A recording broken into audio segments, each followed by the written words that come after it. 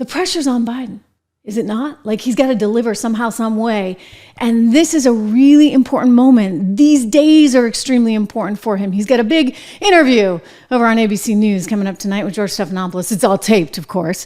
That's how he likes it, because you never know what's going to happen when he's not on tape. Like what just happened? Did you see this?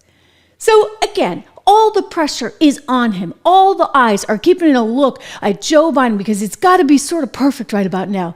And what does he do? He goes on the radio and starts talking about how he's a black woman.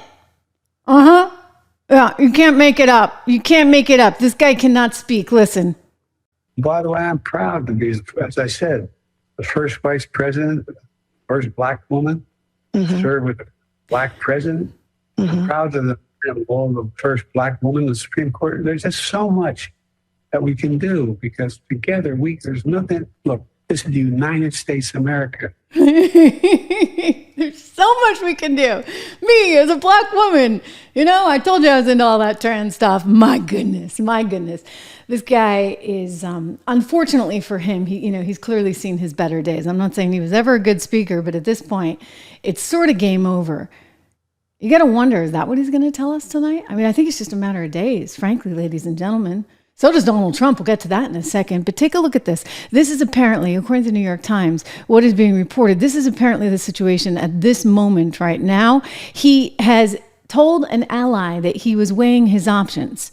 But then, of course, he said, no way. No, I'm in it to win it. I'm in it to win it, except I can't win it, right? Not when I'm a rambling person who somehow thinks I'm a black woman and I'm still vice president. Well, that wasn't the end of it. So he went on the radio show, obviously blundered, and then he went and did this big 4th of July celebration at the White House and started talking off the cuff to reporters. I mean, for goodness sakes, if nothing else, Joe, don't do that. Please don't do that. Listen to what he said then. You got me, man. I'm not going anywhere. Yeah, he's saying. All right, I'll come back out when they open the gate, okay? Thank you. One last thing. I used to think when I was a senator, there were always congestion on the highways. There's no congestion anymore. None. Regarding the highway, there's no congestion. And so the way they get me to stop talking, they'll say, we just shut down all the roads, Mr. President. You're going to lose all the votes if you don't get in. But anyway, I'll be back out. Thank you. I love you. Thank you.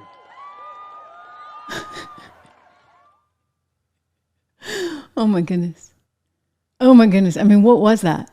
Now he's walking off. He's picking up the gate a little bit. He's trying to walk a little bit faster. You've noticed that in recent videos that we've seen. He's walking just a tad faster, which is a good thing. But I really do wonder, what the heck was that? What was he trying to communicate? Maybe here's the reality. He's in a caravan with Secret Service. And so guess what? When he goes on the highway nowadays, it's a whole lot faster than it used to be. Way better than when he was a senator. Oh my gosh. Well, we're stuck with him? We're stuck with him, really? That's what his wife seems to be implying over and over and over again. You've seen her making the rounds. It's like she's the one campaigning suddenly. In fact, they even came out with this nifty Juneteenth thing, but they came out with it like 2 days ago, strangely, at the White House. And it was all Jill talking over and over and over again, because somehow now Jill is running things. Jill is running for president and somehow giving access, or not giving access for that matter, to the president. So at some point they're going to have to make a decision. I think a lot is riding on this interview that he's going to be doing with George Stephanopoulos tonight. George Stephanopoulos, I wonder, while we might think he is in the Biden camp, a lot of these people in the administration suddenly, or in the mainstream media, forgive me, they used to be in the administration. That's the case anyway with George Stephanopoulos. A lot of them are not in Biden's corner right now. And the reason for that is because they want to win and they're very, very competitive. And they've realized this is not a good situation to be in, that they have a candidate who really can't speak, articulate himself, walk, and is not going to be able to make it through another 4 years.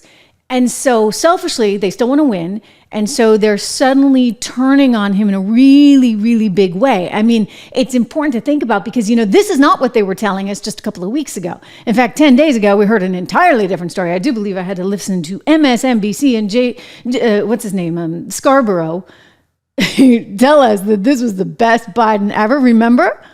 Tell us why you came to that conclusion. Actually, now they're singing a different tune, a very, very different tune. They're stunned. In fact, if you look at this, what I was just showing you, and we're going to go to this momentarily, but this is a cover that was with The Economist that just came out this week.